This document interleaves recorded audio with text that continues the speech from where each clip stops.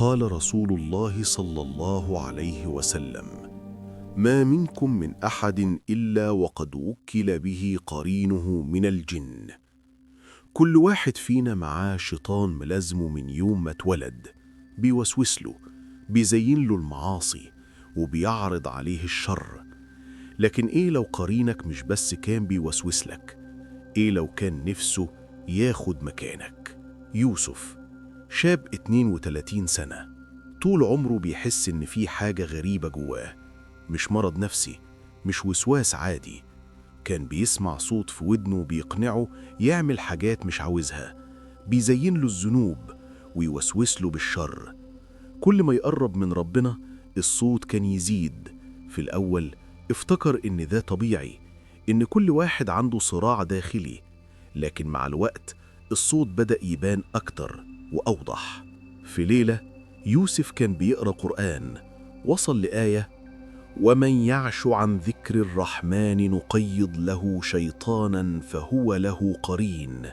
وقف، حس إن الآية دي بتكلمه.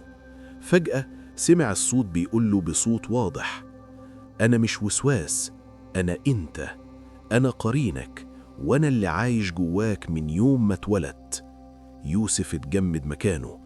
الصوت كمل: كل ما تقرأ قرآن، كل ما تذكر الله، أنا بنخنس وبضعف، وكل ما تغفل أنا بقوى وبسيطر.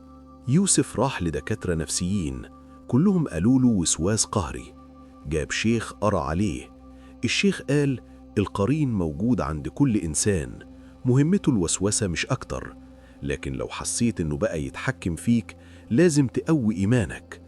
يوسف بدأ يقرأ قرآن أكتر، كان بيردد: ربي أعوذ بك من همزات الشياطين.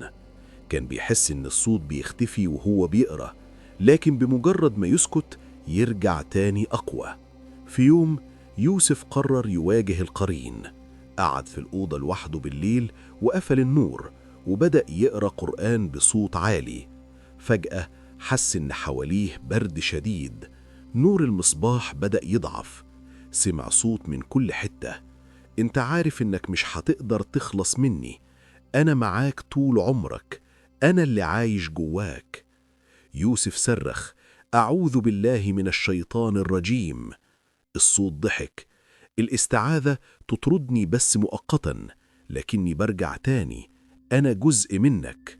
يوسف بدأ يحس ان جسمه مش له، ايده بترتعش، ولسه عايز يقول كلام مش عايز يقوله.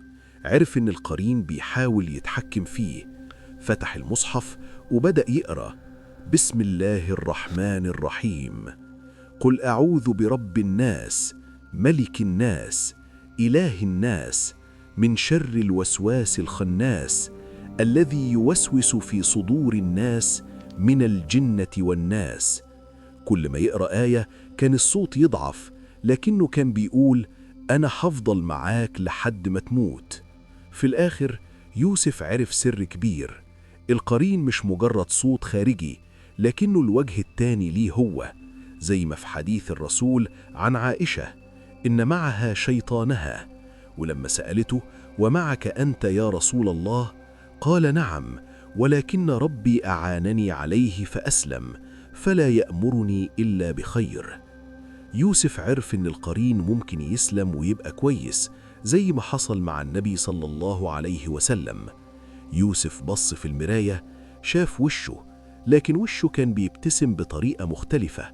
فهم إن القرين مش عاوز يسيطر عليه، لكن عاوز يتصالح معاه، عاوز يبقى جزء من حياته بس بطريقة كويسة. من ساعتها يوسف بطل يخاف من الصوت اللي جواه، بقى يقرأ قرآن، يذكر الله، ويعرف إن القرين موجود لكنه تحت السيطرة. بس في لحظات الضعف كان بيحس إن الصوت بيقوله: أنا هنا، مستني تغفل عشان أرجع. سؤال ليكم: انتوا حسيتوا بالإحساس ده قبل كده؟ الصوت اللي جواكم اللي بيحاول يجركم للشر؟ ولو حسيتوا إن القرين بقى أقوى منكم، إيه اللي بتعملوه؟ شاركونا في التعليقات. ولو عجبك الفيديو اعمل لايك وشير عشان ننزل قصص مرعبة أكتر. انت دلوقتي في عالم الإمبراطور.